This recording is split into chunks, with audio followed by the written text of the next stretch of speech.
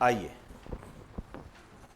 Current GK में आज हम जो बात करने जा रहे हैं वो इकोनॉमिक्स के संबंध में है और आपको जहाँ पर ये कंटेंट करवाया गया है वहाँ पर आपको अपडेट करना पड़ेगा। अपडेट ये है कि जो हमारा केंद्रीय बैंक है RBI, reserve bank of India, उसमें एक गवर्नर होता है। कौन है गवर्नर? वर्तमान में आरबीआई के गवर्नर कौन है बताइए? संजय मल्होत्रा। इनका संबंध कहां से है? राजस्थान से है। कौन से नंबर के हैं ये? है 26 नंबर के। और राजस्थान में भी किस जिले से संबंधित है ये?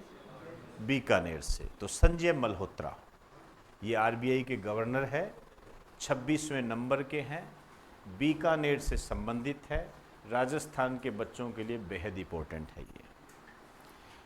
और 4 डिप्टी गवर्नर होते हैं। इन 4 डिप्टी गवर्नर में एक नए ऐड हुए हैं, महिला है, उसका नाम है पूनम गुप्ता। अब आपको ये ध्यान रखना है, यहां से समझ में आई मेरी बात सारी? आइए,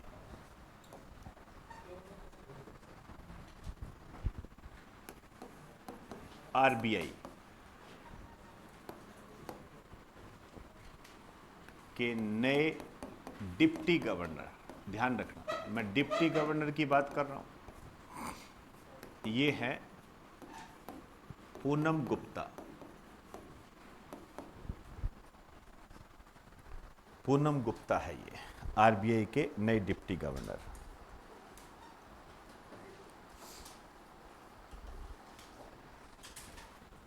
लिख दीजिए, इन्होंने माइकल पात्रा का स्थान लिया है।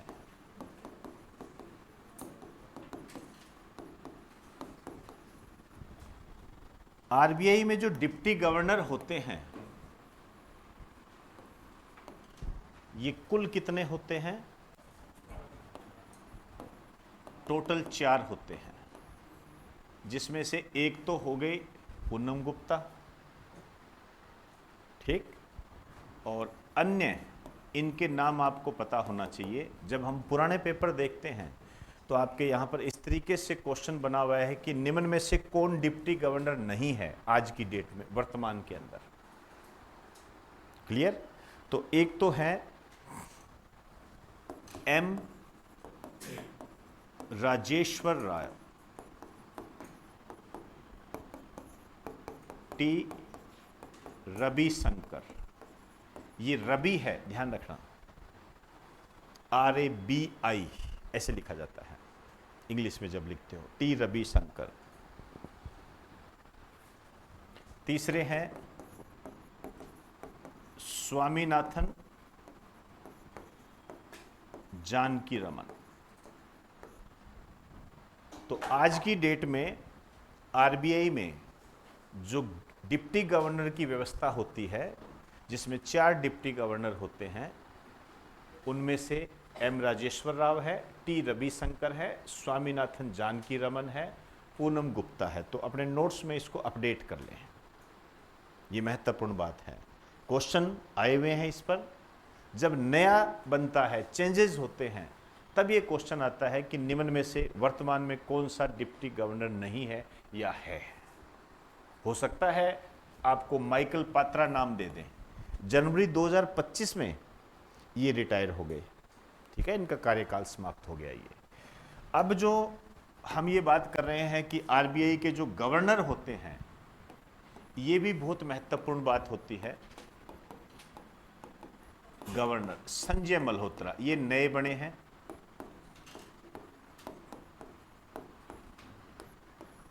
गवर्नर पे खूब क्वेश्चन आते हैं और जब ये शुरू में बनते हैं तो लगभग 1-1.5 साल तक इनकी भरमार रहती है। लेकिन मैंने ये भी क्वेश्चन देखे हैं कि ये कौन से नंबर के हैं। अभी आप लोगों ने बताया 26वें, और राजस्थान से संबंधित है ये, ये राजस्थान के बच्चों के लिए इंपॉर्टेंट है, पूछा जाता है, ठीक है ना। दलजीत भंडारी, यूएनओ में जो हमारा इंटरनेशनल कोर्ट है उसमें न्यायाधीश बने थे, तो बहुत आया था ये क्वेश्चन, ठीक है ना। दलबीर भंडारी, तो यहां पे लिख दीजिए बीकानेर राजस्थान से संबंधित।